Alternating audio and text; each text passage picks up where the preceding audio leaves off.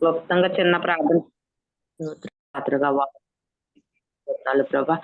వాక్యం ఎలా చెప్పాలో నాకు నాయన నా నోటికి బోరగా వాడుకోండి ప్రభా. నాడు మోసి నిలబడి నాయన నేను నత్తివాడును నోటి మాన్యం లేని వాడును, నేను ఎలా మాట్లాడగలను అన్నప్పుడు ప్రభా నువ్వు నిలబడి నేను మాట్లాడతాను సెలవిచ్చినావు కదా ప్రభా. మోషేతో మాట్లాడినట్లుగా ప్రభా నాతో కూడా నాయన నిజమే నాకైతే ఏమీ రాదు కండి, అల్పురాలను నాయన ఎందుకు పనికిరంది దాన్ని ప్రభా నాతో మాట్లాడండి ప్రభా. నిలబడింది నేనైనప్పటికీ మాట్లాడేది మీరే కనుక నా నోటికి నాయన మీరు ఏ వాక్యం అయితే ఎలా వివరించాలో నేర్పించండి ప్రభా. నేను మంచి జ్ఞానం నీ దగ్గరనే ప్రభా, జ్ఞానం కొద్దుగా ఎడల నన్ను అడిగి జ్ఞానం పొందుకోమన్నావు తండ్రి. అయ్యా నీ జ్ఞానంతో ఆయన నన్ను మాట్లాడించే శక్తిని బలాన్ని నాలో పరిశుద్ధాత్మ దేవ మీరు పని చేయాలి తప్ప ఎటువంటి మరి లోకపు ఆలోచన లోకపు తలంపులు ఏవి కూడా నా దరిద్ర జారనుకున్నట్లు ప్రభా. అయ్యా నీకు మహిమార్థమైన వాక్యం వివరించడానికి నాయన అయ్యా ఎటువంటి అనాలోచనతో కానీ ఎటువంటి మరి నాయన మరి మరి ఎటువంటి భేదంతో కానీ వాక్యం ఎలా చెప్పాలో నాకు తెలియపరచమని అయ్యా చిన్ని ప్రార్థన పాదాలు చెంత పెడుతూ ప్రభా ప్రార్థన ప్రతిఫలం దయచేయమని మా కొరకు త్వరగారిని యేసు పరిశుద్ధ నామం బ్రతనాడు వేడుకుంటున్నాం పరమ తండ్రి. ఆమేన్ ఆమేన్. స్తోత్రం. అందరికి వందనాలండి. బాబు గారికి కూడా వందనాలండి. జూములో మరి ఇలా వాక్యం చెప్తున్నామంటే ఇలా ప్రార్థనలో పాటలు అన్ని పాడుతున్నామంటే అదే ఎవరికంటే ఇట్ర బాబు గారికి ముందుగా దేవుని పంపాలండి. మరి ఈ రోజు వాక్య భాగ్యం ఏంటంటే ఇప్పుడు ఈ నెల అంతా మన క్రిస్మస్ కదమ్మా.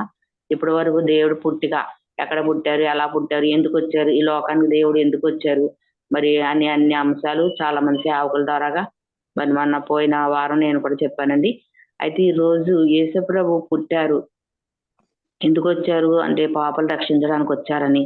మరి మనం అందరం పాపంలో పడిపోతున్నప్పుడు ఆయన పైనుంచి చూసి అయ్యో నా బిడ్డలు పాపంలో పడిపోతున్నారు, మరి పాపంలో పడిపోయిన వారు ఎక్కడికి వెళ్తారంటే మోక్షానికి వెళ్ళలేరు, నరకానికి వెళ్ళిపోతారు, వీళ్ళందరూ నశించిపోతున్నారని తెలుసుకొని తండ్రి అయిన దేవాది దేవుడు మరి తన కుమారుని ఈ లోకానికి పంపించి ఉన్నారని మనం ఎన్ని ఉన్నామండి.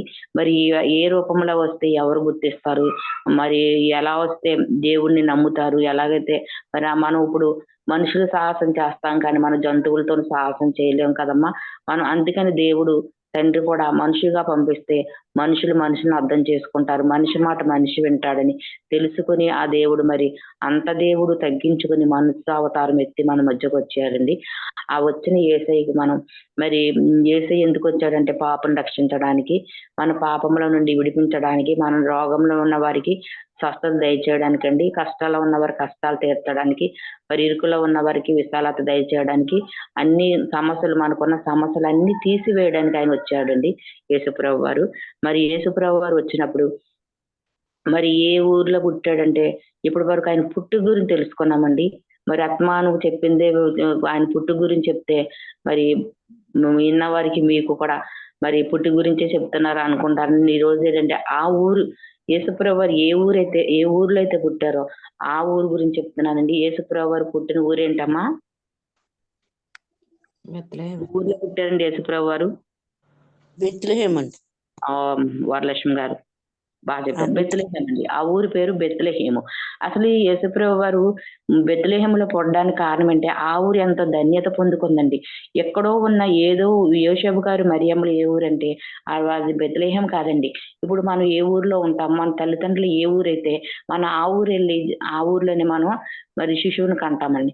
అంతేగాని మనం ఇతర దేశాలకు వెళ్ళి ఇతర ఊర్లకు వెళ్ళి మనం కనము. ఎందుకంటే అక్కడ మనకు తెలియని వారు ఎవరో, వాళ్ళు ఎవరో తెలియదు, ఆ ఊరు ప్రజలు ఎవరో తెలియదు, ఆ ఊరు పడికట్లు కూడా తెలియవండి మనకు అసలు. అలాంటి ఊరికి మనం వెళ్ళి కానుకను ఏ స్త్రీ కూడా కానుకో కనలేదండి. వీరు మరి వారు ఉన్న ఊరిని విడిచిపెట్టి బెత్లెహేముకే ఎందుకు వచ్చారంటే బెత్లెహేం అనగా రొట్టెలు ఇల్లండి. అది సమృద్ధమైన ఆహారం దొరికేది. ఆ ఊరు ఎంతో ధన్యత చేసుకుందండి. ఇప్పుడు మనం పుట్టామంటే మన ఊరికి ధన్యత రావాలంటే ఎంత మరి పుణ్యం చేసుకుంటే మహానుభావులకి మరి ఎంతో మరి ఘనమైన వారికి వారు పుట్టికను బట్టి ఆ ఊరికి పేరు వస్తుందమ్మా. ఇప్పుడు మనం సపోజ్ మీకు చెప్తున్న సరోజిని గారు తెలుసు, మా ఊరు కోరుమావిడండి. మేము హైదరాబాద్ లో ఉన్న వారు చెప్తున్నాం. మా ఊరు ఏంటంటే కోరుమావిడి. కోరుమావిడి ఎక్కడ అంటే మేమేం చెప్తాం, నిడదవోలు పక్కన కోరుమావిడి అని చెప్తామండి. కోరుమావిడి అని చెప్పగానే ఏమంటారంటే ఈవి సత్యనారాయణ గారు ఊరా అని అడుగుతారండి. ఈవి సత్యనారాయణ గారు ఊరా అని అడుగుతారు. ఆ ఊరికి ఆయన పేరు ఎందుకు వచ్చిందంటే అండి ఆయన ఒక డైరెక్టర్. మరి ఆ డైరెక్టర్ కాబట్టి ఆ ఊరు కోరుమావిడి అనగానే డైరెక్టర్ గారు గుర్తుకొస్తారు. అలాగే ఇక్కడ కూడా ఎందుకంటే ఆయనకున్న పేరుని బట్టి, ఆయనకున్న పలుకుబడిని బట్టి, ఆయనకున్నటువంటి స్థితిని బట్టండి. ఆ డైరెక్టర్ గారు ఎవరో, ఈ కోరుమాడు ఎక్కడో. చూడండి ఎందుకంటే ఆయనకున్న మరి సినీ రంగంలో ఆయన పేరు అంత ప్రఖ్యాతి కాంచిందండి. అలాంటి కన్నా మహానుభావుడు ఎవరంటే మన యేసయ్యండి. ఆ యేసయ్య పుట్టుక వల్ల ఆ ఊరికి ఎంతో ఘనత వచ్చిందండి. బెత్లెహేం అంటే ఇదివరకు మరి ఈయన పుట్టక ముందు పాత నిబంధనలో బెత్లెహేం అనే ఊరికి అసలు ఊరన్న పేరు ఎవరి నోట లేదండి. ఎవరు బైబిల్‌లో కూడా ఎక్కడ కూడా పాత నిబంధనలో బెత్లెహేం అనే ఊరు. అయితే యేసుప్రభు పుట్టిన తర్వాత ఆ ఊరికి అంత ధన్యత వచ్చిందండి. వచ్చిన ఆ ఊరిలో మరి యేసుప్రభు పుట్టాడంటే ఆ ఊరిని కూడా దేవుడు ఆ ఊరు ఎలా ఉందంటే ఇప్పుడు సమృద్ధమైన ఆహారం దొరికే రొట్టెలు ఎప్పుడు కూడా నిత్యము ఆహారం ఉండేది. ఆ ఊరు కూడా చాలా పరిశుద్ధంగా ఉందండి. పాపులు లేరు ఆ ఊరిలో. ఆ ఊర్లో అందరూ నీతిమంతులే. అందుకే దేవుడు కూడా ఆ ఊరిని ఎంచుకున్నాడండి. ఆ ఊరిని ఎంచుకుని ఆ ఊర్లో యేసయ్య పుడితే బాగుండు. మరి పరిశుద్ధమైన మరియమ్మని ఎంచుకున్నట్లుగాను ఊరును కూడా దేవుడు పరిశీలించాడు. ఆ ఊరికి అట్టి ఘనత రావడానికి కారణం ఏంటంటే ఆ ఊర్లో ఉన్న మనుషులు చేసిన మరి ప్రార్థనను బట్టి, ఆ ఊర్లో ఉన్న మనుషులు నడవడిని బట్టి, ఆ ఊర్లో మనుషుల ప్రవర్తన బట్టి, వారి క్రియలను బట్టి దేవుడు కూడా ఆ ఊరిని ఎంచుకున్నాడు. ఆ ఊరు ఎంతో ధన్యత పొందుకుందండి. మరి యేసుప్రభు పుట్టుక గురించి ఆ ఊరంతా బైబిల్ గ్రంథంలో ఎన్నో చోట్ల ఆ ఊరికి ఎవరెవరు ఎళ్లారు? ఏ పని నిమిత్తం ఎళ్లారు మీకు తెలియపరుస్తానండి. లోకాసు వార్త 2 అధ్యాయం 4 వచనం చూడమ్మా.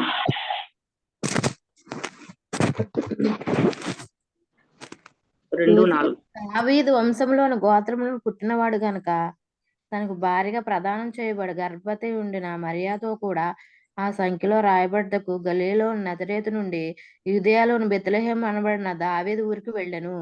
చాలమ్మా చాలు. చూడండి వీళ్ళు ఎవరంటే యోసేపు మరియలండి. యోసేపు మరియమ్మలు మన గురించి తెలుసమ్మా. వీరికి మరి వివాహం కానక ముందే ఈ మరియమ్మ గారు గర్భవతి అయింది. ఎలాగంటే కన్యక గర్భవతి అయింది. పరిశుద్ధాత్మ వల్ల ఈమె గర్భవతి అయినప్పుడు వారు మరి వారి ఊరిని విడిచిపెట్టి మరి జనసంఖ్య రాయించుకోవడానికి వీరు ఎక్కడికెళ్లారంటే అండి 4వ వచనం ఉంది కదమ్మా. యోసేపు దావీదు వంశంలో గోత్రంలో పుట్టినవాడు. యోసేపు ఎవరంటే దావీదు వంశంలో పుట్టినవాడు. వాడు కనుకండి తన భార్యను ప్రసన్నం చేయబడి గర్భవతి అయి ఉండిన మరియతో మరియతో కూడా కూడా ఆ ఆ సంఖ్యలో రాయబడ్డట్టు గలీలలో నజరేతు నుండి యూదయలోని బెత్లెహేములు అనబడిన దావీదుకి ఊరికి వెళ్ళాను. దావీదు ఊరికి వెళ్ళారు. ఎవరంటే గలీలియాలోని నజరేత్ అండి ఈలూరు. యోసేపు గారు మరియమ్మ ఊరు ఏంటంటే నజరేతు. ఆ నజరేత్ అన్న ఊరిని విడిచిపెట్టి ఎందుకంటే దేవుడు మరి ముందుగానే రాయించబడి ఈ ఊర్లో దేవుడు పుట్టాలనే ఉద్దేశం దేవుడిలో ఉంది కాబట్టి చూడండి అప్పటి వరకు 9 మాసములు మోసి నా అన్ని రోజులు విడిచిపెట్టిన అదే రోజు ఈవిడ ఎప్పుడైతే నొప్పులు వస్తున్నాయి ఎప్పుడు గర్భం నిండి ఉందో ఆ రోజు దేవుడు ప్రకాశించి రాయించుకోవడానికి బెత్లెహేముకి వెళ్ళారంటండి వీడు. చూడండి దేవుడి కార్యాలు చూడండి. మరి ఈ 9 నెలల్లో వెళ్ళొచ్చు కదండి. ఇప్పుడు ఎవరైనా నొప్పులతో ఉన్న ఆమెని తీసుకుని మనం పొరుగురు వెళ్తామండి. ఒకసారి ఆలోచించుకోండి దేవుని ఉద్దేశాలు ఎలాగున్నాయో. ఇప్పుడు ఈ రోజు గర్భవతి ఉంది. ఈ రోజు డెలివరీ అయిపోద్ది. ఆ డెలివరీ అయిపోయిన అమ్మాయిని తీసుకొని మనం ఎక్కడికన్నా వెళ్తామండి? వెళ్ళం కదండి. ఎందుకంటే ఏ దారిలో మరి డెలివరీ అయిపోద్దో మరి ఎవరైనా చూసి ఏమంటారండి ఎన్ని నిందలేస్తారు. నీకు బుద్ధి లేదా? ఈ రోజు డెలివరీ అవుతే కూతురిని తీసుకుని అక్కడికెళ్ళావు, ఇక్కడికెళ్ళావు అని ఎన్ని మాటలంటారండి అసల. అలాంటి మరి నవమాసాలు నిండిపోతున్న ఆమెను తీసుకుని యోసేపు గారు ఎక్కడికెళ్ళారు? బెత్లెహేముకి వెళ్ళారంటండి. ఆళ్ళ ఊరుని విడిచిపెట్టారు. నజరేతు అంటే నజరేతు ఆ ఊర్లో పుట్టాలని యేసుప్రభు తలంపు కాదండి. తండ్రి మన తలంపులు వేరు. మన ఆలోచన వేరు, తండ్రి ఆలోచన వేరు. మన తలంపులు వేరు, ఆయన తలంపులు వేరండి. ఆయన తలంపులు ఆ ఊరు ఉంది కాబట్టి యోసేపు గారిని యోసేపు గారు మరియమ్మని ఎక్కడ తీసుకెళ్లారమ్మా? నజరేతుని విడిచిపెట్టేశారంట. వారు మరి పుట్టి పెరిగిన ఊరిని విడిచిపెట్టి ఏమీ తెలియని ఊరికండి. ఆ బెత్లెహేం అంటే వీరికి తెలియని ఊరికి దేవుడు మరి వీళ్ళిద్దరిని కూడా తోడుకెళ్ళాడండి. అంటే నజరేతు మరి ఆ దేశం ఆ ఊరు పాపంతో నిండి ఉందేమో అండి. ఆ ఊర్లో యేసుప్రభు పుట్టడం తండ్రికి ఇష్టం లేదేమో. ఆ ఊరు మరి ఏ కారణం చేత ఉందో శపింపబడి ఉందో మరి ఎందుకు ఉందో మనకు తెలియదు కానండి. మరి లేఖనం ప్రకారం చెప్తున్నానండి. మరి బెత్లెహేముకు తీసుకుని వెళ్ళారంటండి. అంటే బెత్లెహేము ఎంత ధన్యత పొందుకుందంటే ఆ ఊరు ఈయన పుట్టుకతో ఆ ఊరు వారంతా కూడా ఎంత సంతోషంగా సంబరాలు చేసుకున్నారు. పాటలో ఉంది, బెత్లెహేములో సందడి అన్న పాటను చూసారండి. బెత్లెహేము వారంతా, ఆ ఊరు వారంతా సంబడి చేసుకున్నారు. సంతోషంగా యేసు పుట్టాడు, యేసు పుట్టాడు, ఎన్నో సంబరాలు చేసుకున్నాయండి. ఆ ఊరికి అట్టి ధన్యత ఇచ్చాడండి. మరి మనం ఉన్న ఊరిని బట్టి మనం ధన్యత పొందుకుంటున్నామమ్మా. పలానా ఆవిడ పలానా ఊర్లో ఉంది, పలానా ఆవిడ ఇలా పరిచర్య చేస్తుంది, పలానా ఆవిడ ఇలా మనల్ని బట్టి మన ఊరికి ధన్యత వస్తుందా? మనల్ని బట్టి మన ఊరు మరి చెప్పింపబడుతుంది. మనం బట్టి మన ఊరు గొప్పగా ఎంచుకుంటున్నామో చెప్పండి ఒకసారి.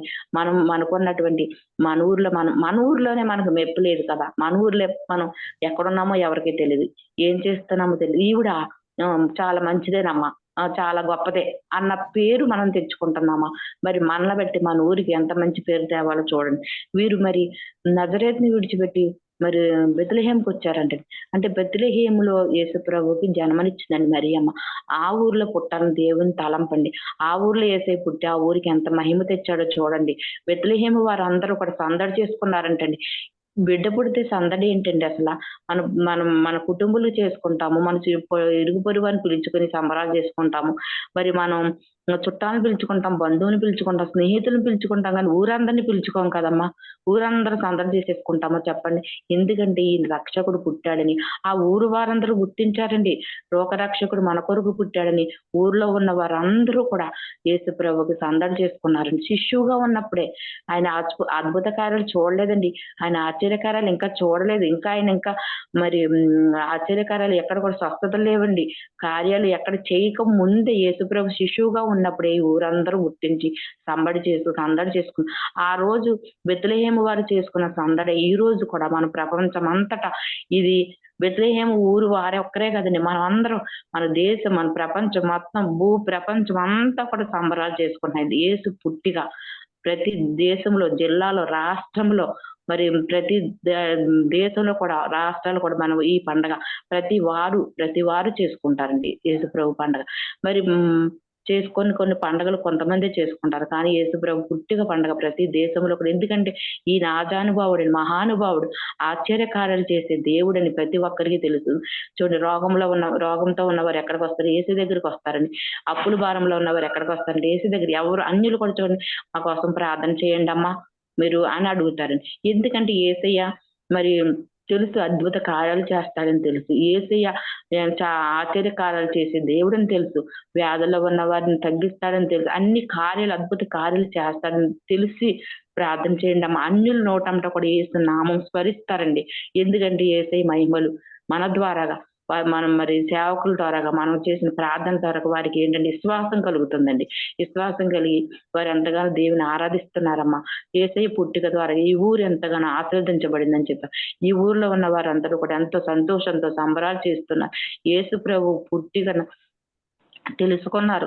యేసు అనగా రక్షకుడు అని చెప్పానండి. అంటే మా యేసు ప్రభు వారు అందరిని రక్షించడానికి వచ్చారు.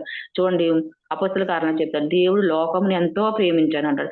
లోకముని ప్రేమించాడు కానీ క్రైస్తవుని ప్రేమించాడు అనలేదండి. లోకంలో ఎవరు ఉన్నారంటే అందరూ ఉన్నారు. అన్యులు ఉన్నారు, విశ్వాసులు ఉన్నారు, అవిశ్వాసులు ఉన్నారు, దేవుని ఎరగని ప్రజలు కూడా ఉన్నారు.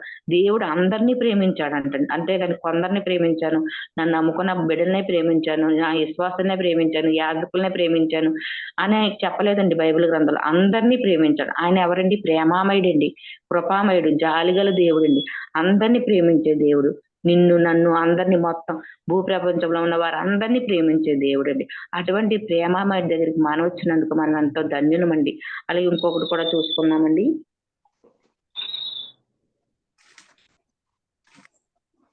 మత్తయి సువార్త, లోకా సువార్త చూడమ్మా. లోకా సువార్త 2:1. ఆ దినములలో సర్వలోకమునకు ప్రజాసంఖ్య రాయవలనని కెస్తేరు యోగుస్తు వలన ఆజ్ఞ ఆయను. ఇది కురేనీల సిరియా దేశమునకు అధిపతి అయి ఉండినప్పుడు జరిగిన మొదటి ప్రజాసంఖ్య. చాలండి. ఆ దినంలో సర్వలోకమునకు ప్రజాసంఖ్య, సర్వలోకానికి అని అంటే మన ప్రభు ఎవరండి? సర్వలోకానికి ప్రభు అండి. సర్వలోకానికి ప్రజాసంఖ్య రాయవలనని ఐగుప్తు వలన ఆజ్ఞ అయినంటండి. ఐగుప్తు రాజు ఆజ్ఞ ఇచ్చాడు. ఎవరంటే సర్వలోకమునకు ప్రజాసంఖ్య, మొత్తం సర్వము లోకంలో ఉన్న వారందరూ మరి జనాభా లెక్కలు రాయించుకోవాలని ఐగుప్తు రాజు ప్రకటించాడు. ఆ దేశంలో సిరియా దేశంలోకి అధిపతి ఉన్నప్పుడు జరిగిన మొదటి ప్రజాసంఖ్య. ఇది మొదటి ప్రజాసంఖ్య. యేసుప్రభు పుట్టినప్పుడు ఈ మొదటి సంఖ్య అంటే అప్పుడే వచ్చిందండి ఈ రాయించుకోవాలి. ఆ సంఖ్యలో వీరు ఉన్నారు కాబట్టి వీరు ఈ పేరు నమోదు చేయించుకోవడానికి వారు మరి నజరేతుని విడిచిపెట్టండి బెత్లెహేముకి వెళ్ళారని తెలుస్తుందండి.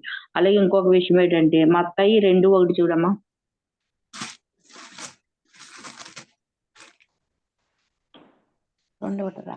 రాజైన హేరోదు దినముల యందు యూదయ దేశ బెత్లెహేములో యేసు పుట్టిన పిమ్మట ఇదిగో తూర్పు దేశపు జ్ఞానులు యెరూషలేములకు వచ్చే యూదుల రాజు పుట్టినవాడు ఎక్కడ ఉన్నాడు?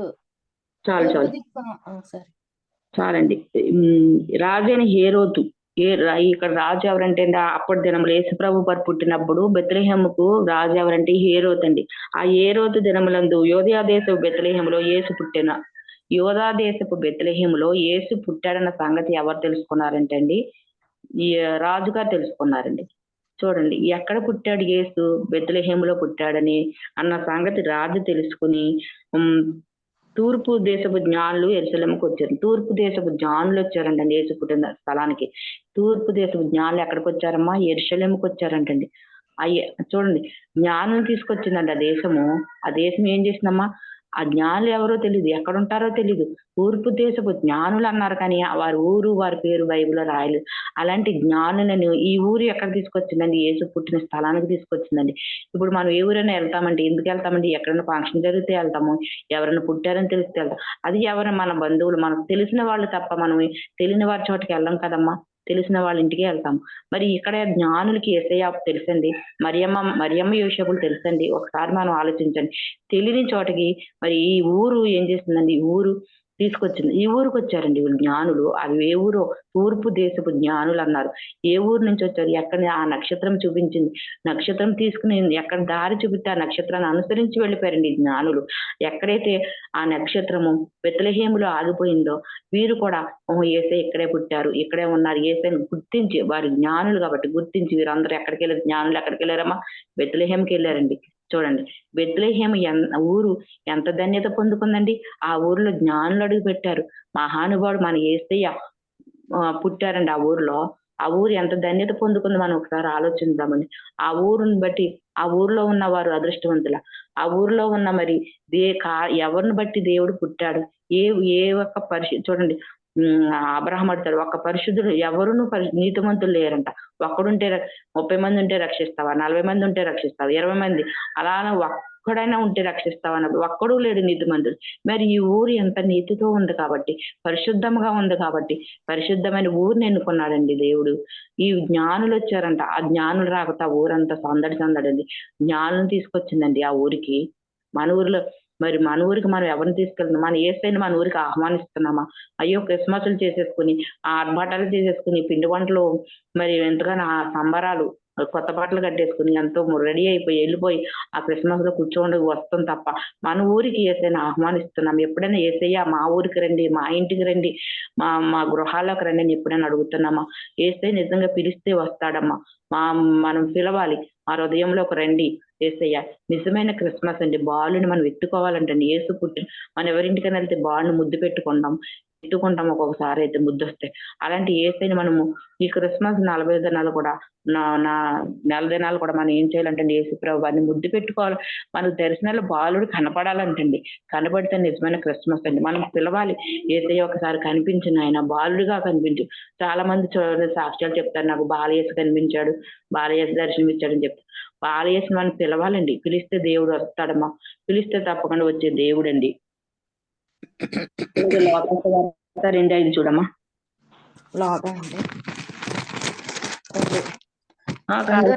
కాదమ్మా, కాదు. మత్తయి 2:15. మత్తయి 2:4 కూడా ఉంది. 2:15 అండి. 4 తర్వాత 2:15. లేచి ఆ రాత్రి వేళ శిశువు తల్లిని తోడుకొని ఐగుప్తులకు వెళ్లి ఐగుప్తులో నుండి నా కుమారుని పిలిచి తిని అని ప్రవక్త ద్వారా ప్రభు సెలవిచ్చిన మాట నెరవేర్చబడినట్లు హేరోదు మరణం వరకును అక్కడ నుండెను. ఆ జ్ఞానులు తను అపహసించిన వారు అక్కడ నుండెను. ఆ జ్ఞానులు తను అపహరించిన వారు ఏ రోజు గ్రహించి బహు ఆగ్రహము తెచ్చుకొని తాను జ్ఞానుల వారిని విచారంగా తెలుసుకున్న కారణం బట్టి బెత్లెహేములోని దాని సకల ప్రాంతముల్లోనూ 2 సంవత్సరములు మొదలుకొని తక్కువ వయసు గల మగపిల్లలు నందరిని వధించెను. చాలమ్మ చాలు. చూడండి హేరోదు రాజు. ఈ రాజుకి ఏమొచ్చిందంటే ప్రభు మాట సెలవిచ్చిన మాట నెరవేర్చినట్లు హేరోదు మరణం వరకు అక్కడే ఉన్నాడు. జ్ఞానులు తను అపహసించరని, జ్ఞానులు ఏం చేశారంటే హేరోదు రాజును అపహరించారని హేరోదు గ్రహించి బహు ఆగ్రహం తెచ్చుకొని, పాపం బహు ఆగ్రహం తెచ్చుకుని తాను జ్ఞానుల వల్ల వివరంగా తెలుసుకున్న కాలమును బట్టి బెత్లెహేములో దాని సకల ప్రాంతంలోను, బెత్లెహేములో ఉన్న ఆ ఊర్లో ఉన్న సకల ప్రాంతాలు అన్నిట్లో కూడా ఎవరైతే 2 సంవత్సరముల వయసు గల మగబిడ్డలందరినీ వధించమని చెప్పాడండి. ఈ రాజుకి ఏమొచ్చిందంటే కోపం వచ్చిందండి. ఎందుకంటే జ్ఞానులంటే రాజుని గుర్తెరగలేదంట. రాజుకి అహంకారం ఎక్కువ కదండి. ఈ జ్ఞానులు నన్ను అపహసించారు, నన్ను ఏడం చేశారు, నన్ను ఎంతగానో హింసించారని ఈ రాజుకి ఏమొచ్చిందంటే అసూయ వచ్చేసింది. అసూయ వచ్చేసి ఆ దేశంలో బెత్లెహేములో ఉన్న 2 సంవత్సరాల మగబిడ్డలు ఎవరైతే ఉంటారో వారందరినీ కూడా వధించమని ప్రకటించాడండి. అటు వాళ్ళు మన యేసయ్య ఉన్నప్పుడు దేవుడు మరి తండ్రి ముందుగానే యేసయ్యని పంపించారు కాబట్టి యేసయ్య ఆ ఊర్లోని బెత్లెహేములో ఉన్నాడు కాబట్టి ఆయనండి ఆ రాజుగారు వారు ఏమి చేయలేకపోయారు. ఎందుకంటే దేవుని మహిమ వేరు మనకు తెలుసండి. అలాగే ఇంకోటి అందులోనే 2:4 చూడమ్మా. కాబట్టి రాజు ప్రధాన యాజకులను ప్రజల్లో నుండి శాస్త్రులను అందరినీ సమకూర్చి క్రీస్తు ఎక్కడ పుట్టాడని వారిని అడిగాను. అందుకు వారు యూదయ బెత్లెహేములోనే ఏలయనగా యూదయ దేశ బెత్లెహేము నీవు యూదా ప్రధానుల్లోను ఎంత మాత్రం అల్పుదానమైనవు కావు. ఇజ్రాయేలు నా ప్రజలు పరిపాలించే అధిపతి నీలో నుండి వచ్చును అని ప్రవక్త ద్వారా రాయబడి ఉన్నది. చాలండి చాలు. 5వ వచనం చూడమ్మ. అందుకు వారు యోదయ బెత్లెహేములోనే ఏలయనగా యోదయ దేశం బెత్లెహేమ నీ వాళ్ళ యోధా ప్రధానంలో ఎంత మాత్రం అల్పమైనది కావు. చూడు యోధా దేశం ఏంటంటే అల్పమైనది కాదంటండి. దేవుడు ఆ దేశానికి ఎలా ఘనత ఇచ్చాడు. అల్పమైన ప్రదేశం కాదండి అది. అది మరి శ్యామలంగా ఉండే ప్రదేశం, శాంతి సమాధానంతో ఉండే ప్రదేశం అండి. అలాంటి ప్రదేశానికి యేసయ్య ప్రభు పుట్టినప్పుడు ఈ దేశానికి ఏమొస్తుందంటే అల్పమైన, ఇదివరకు యేసు పుట్టక ముందు ఇది అల్పమైన ప్రదేశం. ఎందుకు పనికిరాని దేశం అండి. ఎందుకు పనికిరాని ఊరు. దీన్ని ఎవరు గుర్తించేవారు కాదు. అలాంటి యేసయ్య పుట్టుకతో ఏమొచ్చిందంటే దీనికి ఒక ఘనత వచ్చిందండి. అల్పంగా ఉండే దేశాన్ని దేవుడు ఏం చేసి అత్యధికంగా ఆశీర్వదించాడు. చూడండి ఆ పేరు ప్రతి బైబిల్లో కూడా ఎంతో మంది ఎన్నో రకాలుగా మనకి వివరిస్తున్నారండి. అలాగే మరి మొదటి రూతు చూడమ్మ. రూతు 1:18.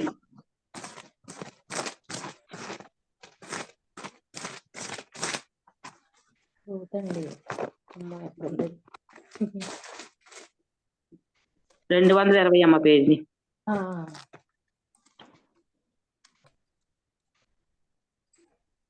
తనతో కూడా వచ్చుటకు ఆమె మనసు కుదరదని నయోమి తెలుసుకున్నప్పుడు అందును గూర్చి ఆమె మాట్లాడటను కనుక వారిద్దరు బెత్లెహేమునకు వచ్చే వరకు ప్రయాణం చేసేది. చూడండి రూతు గురించి తెలుసండి.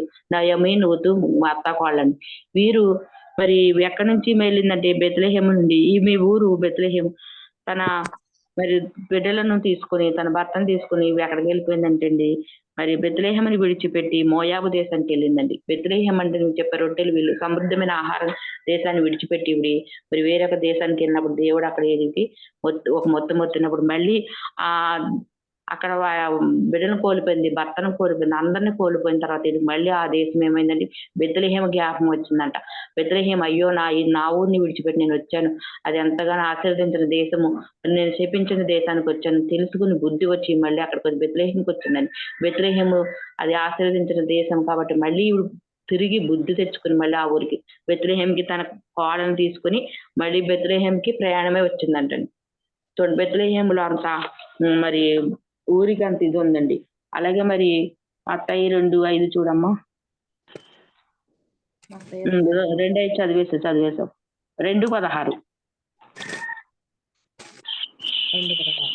మేము బాప్తిస్మము పొందిన వెంటనే నీళ్ళలోని ఒడ్డునకు వచ్చాము. ఇదిగో ఆకాశం తెరవబడెను, దేవుని ఆత్మ పామురమై దిగి వద్దులే. లోక 1:90 లోకా సువార్త 1:39 అండి. ఆ దినముల యందు మరియా లేచి యూదా దేశంలోనికి వెళ్లి కొండ సీయోనులోనున్న ఒక ఊరికి త్వరగా వెళ్లి జక్రా ఇంటిలో ప్రవేశించి ఎలిజబెతుకు మందసము చేసెను. ఎలిజబెతు మరియా యొక్క వందన ప్రవచనము వినగానే ఆమె గర్భంలో శిశువు గంతులు వేసెను. అంతటా ఎలిజబెతు చాలు. చూడండి, ఈ మరియమ్మ గారు మరి గర్భంతో ఉన్నప్పుడే ఈమె ఒక ఊరికి వెళ్ళిందంటండి. ఏవంటంటే ఎలిషబెత్ ఆ ఊరికి. జకర్యా, ఎలిషబెత్ మీకు తెలుసు కదమ్మా! బాప్తిసం ఇచ్చి యోహాను తల్లిదండ్రులండి. ఆ బాప్తిసం ఇచ్చి యోహాను గారు గర్భంలో ఉన్నారంట. ఎలిజబెత్ గారు గర్భంలో ఉంది. మరియమ్మ కూడా గర్భవతి ఉందండి. ఈ గర్భవతి ఉన్నప్పుడు మరియమ్మ గారు ఎక్కడికొచ్చిందంటే ఎలిజబెత్ దగ్గరికొచ్చింది. ఎలిజబెత్ దగ్గరికొచ్చినప్పుడు ఆ ఎలిజబెత్ గారు కడుపులో ఉన్న గర్భంలో ఉన్న శిశువు ఎవరండి? బాప్తిసం ఇచ్చి యోహాను గారు గంతులు వేశారంట. గంతులు వేసుకుని మరి ఈమె ఏంటంటే యేసుప్రభు వారు వచ్చారని, యేసుప్రభు వారు మరియమ్మ కడుపులో ఉన్నారని, కడుపులో ఉన్న యోహాను గారికి తెలుసండి.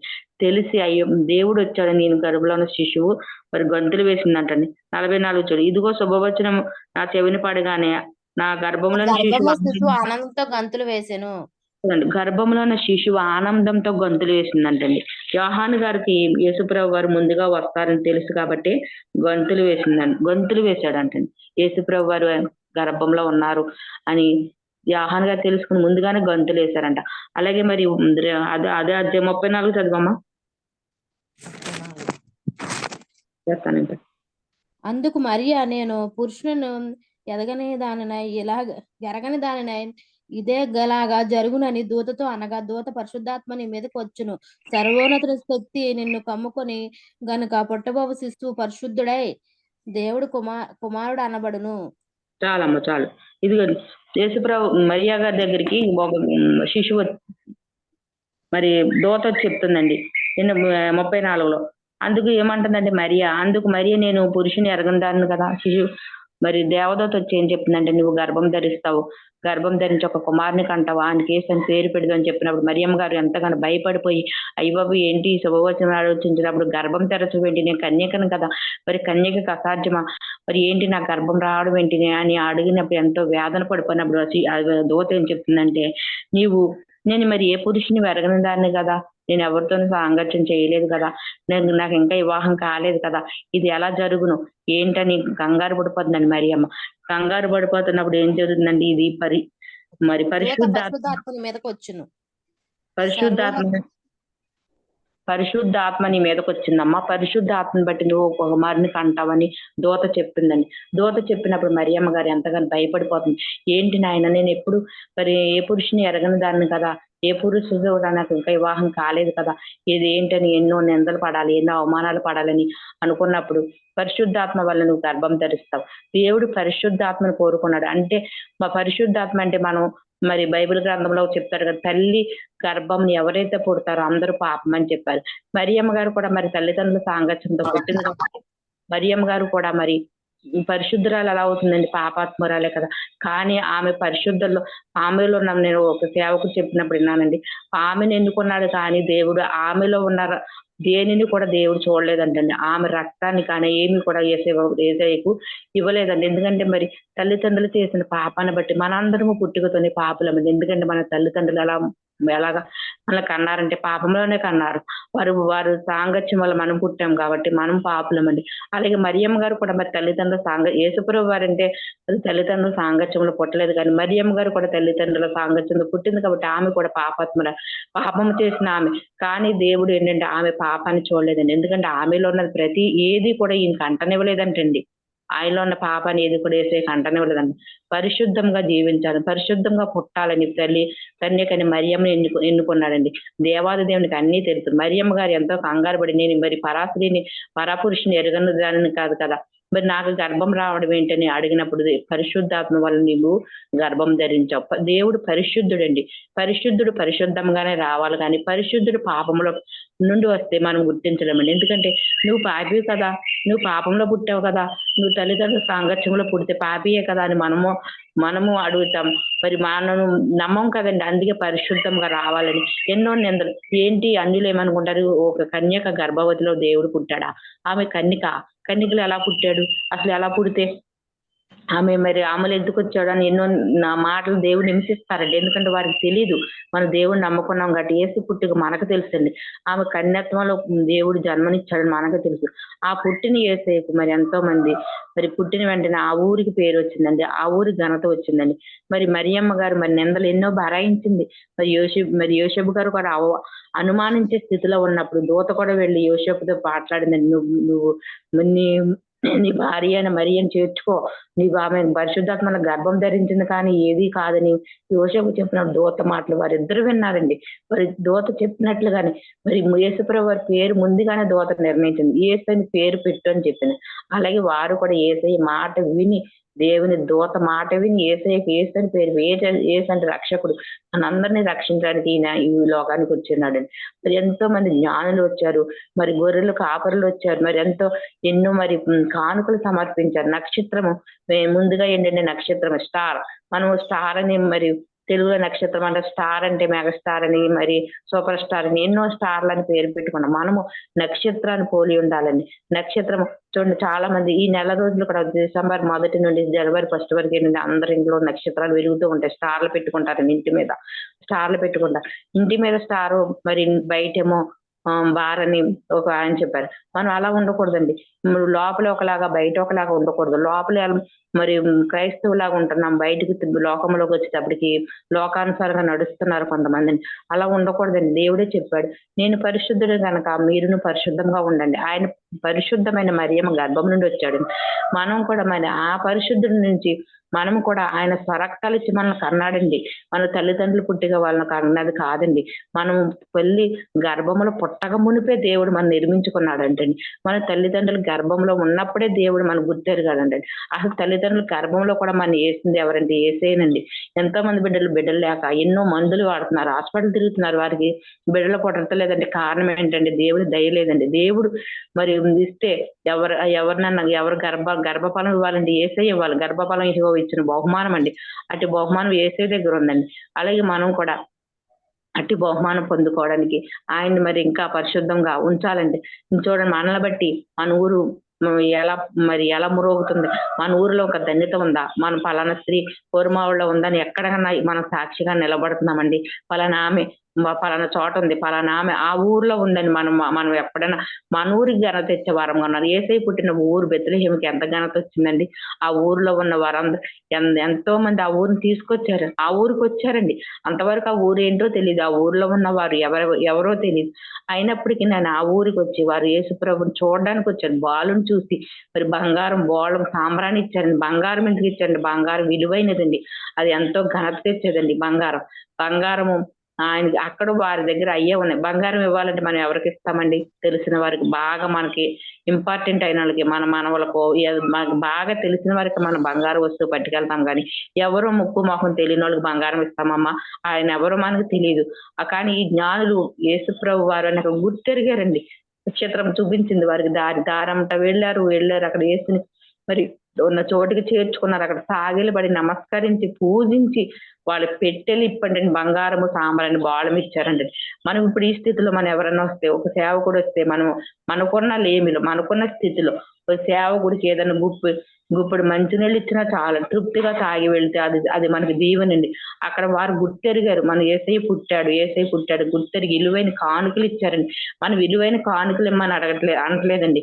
మన దగ్గర ఉన్నది ఏదైనా కొద్దిగా ఉంటే కొంచెంలో కొంచెం ముందు పేదవరాలు తనకున్న జీవనంతా కూడా ఏమేసిందండి? 2 కాసులు అందులో వేసేసింది. ఆమె పేరు బైబిల్ గ్రంథంలో రాయించబడింది. మనము కూడా మరి యేసయ్య పోలి నడుచుకోవాలండి. యేసుప్రభు వారు ఎలాగైతే పోలి నడుచుకున్నారో మనం కూడా యేసుప్రభు వారిని పోలి నడుచుకోవాలి. ఇతరులకు సహాయం చేసేవారుగా, ఇతరులను ఆదుకునేవారుగా, ఇతరులందు మనం ఎంత శ్రద్ధ ప్రేమ చూపించేవారు. ముందు మనలో ఏంటి? ప్రేమ ఉండాలి. ప్రేమ లేని వాడు నావాడు కాదన్నాడు.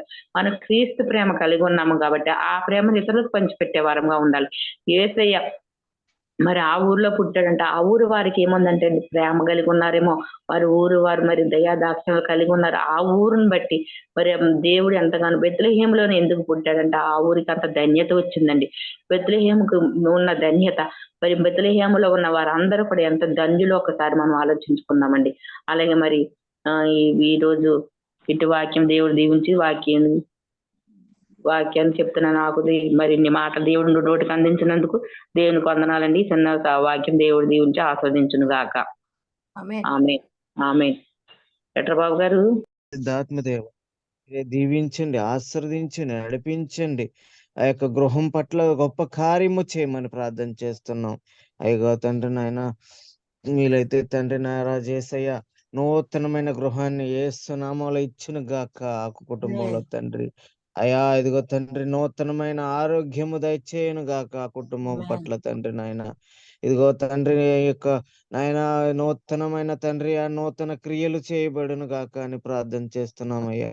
ఆ యొక్క కుటుంబంలో తండ్రి శాంతి నెమ్మది కలిగి చేయమని ప్రార్థన చేస్తున్నాం అయ్యా. ఇదిగో తండ్రి నా రాజేసయ్య మరొకసారి నాయన ఇదిగో తండ్రి చేసిన ప్రతి ప్రార్థనలు ఆలకించి జవాబు దయచేయమని అయ్యా. ఇదిగో తండ్రి నా రాజేసయ్య పరిశుద్ధాత్మ దేవ చెప్పబడిన మాటలు తండ్రి నాయన మా హృదయంలో భద్రపరుచుకుని మేమందరము మీకు లోబడి నాయన జీవించడానికి సహాయము చేయమని యేసు పరిశుద్ధను అడిగి వేడుకుంటున్నాం తండ్రి. ఆమేన్. ఆమేన్. యేసు రక్తమే జయం, యేసు రక్తమే జయం, యేసు నామ సంపూర్ణ విజయం, అపాదికులకు అనంతనాశనం కలుగును గాక. యేసు రక్తముకే జయం. హల్లెలూయా, హల్లెలూయా. ఆమేన్, ఆమేన్, ఆమేన్. ఆమేన్. ఆమేన్. వందనాలండి. వందనాలండి. వందనాలండి.